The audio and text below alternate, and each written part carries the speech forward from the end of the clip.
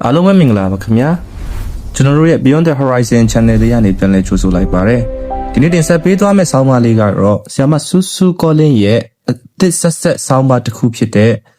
စုံမြူးချိန်တိုင်းတတိယသည်ဆိုတဲ့ဆောင်းပါးလေးပဲဖြစ်ပါတယ်ကျွန်တော်တို့ရဲ့ channel လေးကို like and subscribe လုပ်ပေးသွားဖို့လည်းမမေ့ကြနဲ့အောင်နော်အပြင်ဘက်တွင်နေတာနေတော်လဲအပူချိန်ဒီဂရီကတော့3-4လောက်သာရှိနေသဖြင့်ချမ်းအေးလာသည်ကျမလည်းပွဲတော်ရသည်ဆိုတော့ဟိုသွားလိုက်ဒီသွားလိုက်နဲ့အားရတယ်ကိုမရှိပါကျမတို့မြန်မာလူမျိုးတွေကခရစ်စမတ်တို့ New Year စတဲ့ပွဲတော်တွေနဲ့ရင်းနှီးပြီးသားဖြစ်နေပေမဲ့ဇန်နဝါရီလ6ရက်နေ့မှာကျင်းပလေးရှိတဲ့အီတလီလို Epifania လို့ခေါ်တဲ့ပွဲတော်နဲ့တော့စိတ်နေလိမ့်မယ်လို့ထင်ပါတယ်စုံမတွေကတပြက်စီးကိုစီးပြီးပြန်နေတဲ့ချစ်စရာအယုတ်ကလေးတွေလည်းရောင်းကြတဲ့အချိန်ပေါ့ရှင်မြန်မာတွေလို့ဆိုစုံတောက်စုံမြူးခြင်းလို့ခေါ်မလားပဲခရစ်ယာန်တိုင်းပြည်တွေဆိုတော့ပွဲတော်ရက်တွေကယေရှုခရစ်နဲ့ပတ်သက်တဲ့ဇာတ်လမ်းတွေများပါတယ်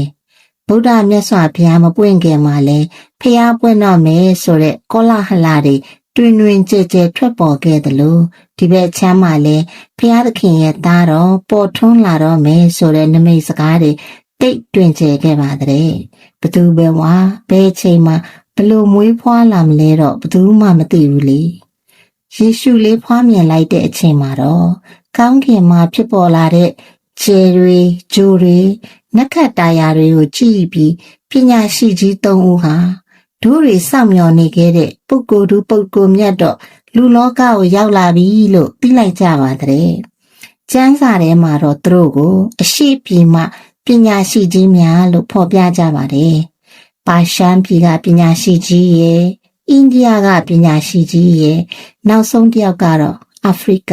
ဒါမှမဟုတ်အာရေဗျကလာတဲ့ပညာရှိကြီးလို့ယူဆကြပါတယ်နက္ခတ်ပညာကိုတစ်ဖက်ကန်းခတ်တက်ကျွမ်းသူကြီးတွေပေါ့သူတို့ဟာခြေတွေနက္ခတ်တွေရဲ့လမ်းညွန်တဲ့အတိုင်းလိုက်လာကြတာမှာယေရှုလေးစီရောက်လာကြပါတဲ့ပညာရှိကြီးတွေလာကြည့်ကြတာဆိုတော့ယေရှုလေးကိုပြရတာပေါ့ Epifania ဆိုတာပေါ်ထွန်းလာခြင်းဒါမှမဟုတ်ကိုထင်ရှားပြခြင်းဆိုတဲ့အဓိပ္ပာယ်ပါအင်မတန်ဝေးလံတဲ့အရက်တွေကနေကလအုပ်ကြီးတွေစီးပြီးလာရတာဆိုတော့ကလေးအသက်အတော်လေးရမှရောက်လာကြတယ်လို့လည်းကြားဘူးပါတယ်လက်ဆောင်တွေလည်းအတီးတီးယူလာဆက်တာကြတာပေါ့သူတို့ရောက်လာတဲ့အထိမ်းမှတ်ပွဲတော်ကိုဇန်နဝါရီလ6ရက်နေ့မှာကျင်းပကြပါတယ်လာပီဖာနာလို့ခေါ်တဲ့စုံမကြီးကလည်းဒီရက်မှာလက်ဆောင်တွေတပေးတစ်ပိုက်ကြီးတဲပြီးကလေးလေးတွေရဲ့ချီအိတ်တွေတဲကိုလက်ဆောင်တွေထည့်ပေးပါတော့တယ်လိမ္မာတဲ့ကလေးတွေကမုံတွေကစားစရာတွေစတဲ့လက်ဆောင်ကောင်းတွေရပြီးစိုးသွမ်းကြည်ကြတတ်တဲ့ကလေးလေးတွေရဲ့ချီအိတ်တဲကိုတော့မီးသွေးကဲလေးတွေပဲထည့်ပေးသွားပါတယ်တဲ့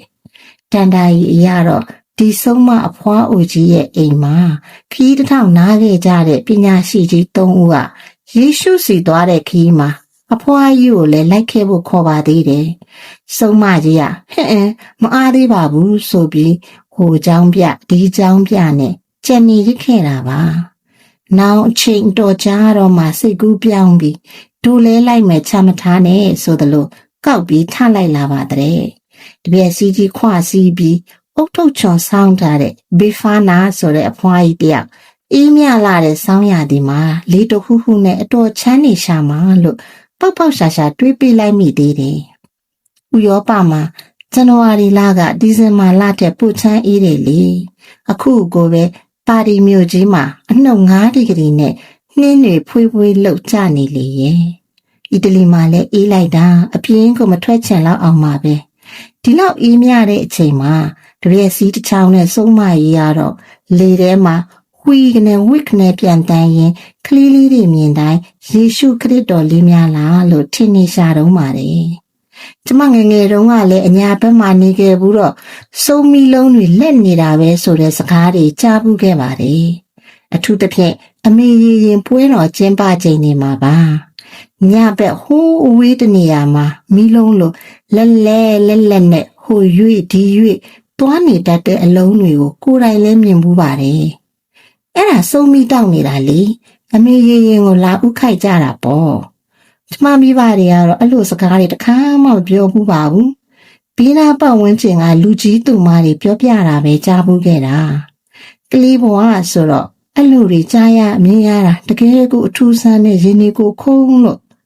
အဲ့ဒီတရွေ့ရွေ့နဲ့လင်းငနဲ့လက်ကနေဖြစ်နေတဲ့မိလုံးတွေရလဲဘယ်ကလာတာပါလဲနော်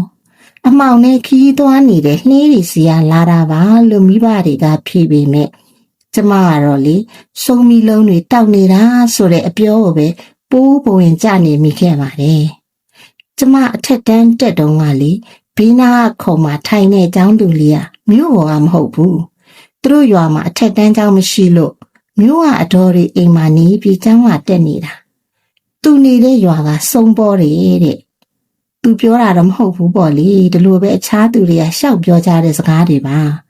ကျမကလည်းငယ်တုန်းကအတော်ကိုလူရည်မလဲတာအဲ့ဒီကောင်မလေးကိုပေါ်တင်ကြီးတွားမိမိတယ်ဟဲ့နင်တို့ရွာစုံပေါ်တယ်ဆိုဟုတ်လားကိုကတော့သူ့စုံเจ้าတွေပြောပြရင်တိတ်ကောင်းပါပဲဆိုတဲ့စိတ်နဲ့လေအထူးဆန်းတွေနားထောင်ကျင်တာ哦သူကမျက်စိပြက်မျက်နှာပြက်နဲ့နင့်ကသူကပြောတာလေငါတို့ရွာမှာဘာဆုံးမှမရှိဘူးငါတို့ရွာတတိပေါ်လို့မနာလို့ရှောက်ပြောကြတာဟေးအဲ့ဒီကလေးကကိုလည်းမမေးရတော့ဆယ်တန်းနေဖြီးပြီးလို့အောင်စင်းတောင်မထွက်သေးဘူးသူကလင်းယူပါလေရောဒါနဲ့ကို့မှာသူတို့ရဲ့စုံပေါ်ပါတယ်ဆိုတဲ့ရွာကြီးစီရောက်ဖူးသွားခဲ့ရတယ်သူများမင်္ဂလာဆောင်သွားပြီးနင်ငငယ်လေးနဲ့ဘာလို့ယောက်ျားယူလိုက်တာလဲဟဲ့သူကလည်းအမှန်တိုင်းဖြစ်ရှာပါတယ်ဟဲ့ဒီလူကစီဆက်ဆန်ဆက်တွေရှိတယ်လေကဲပြက်ကြရောကျမကလည်းအမှတ်မရှိထပ်ပြောတယ်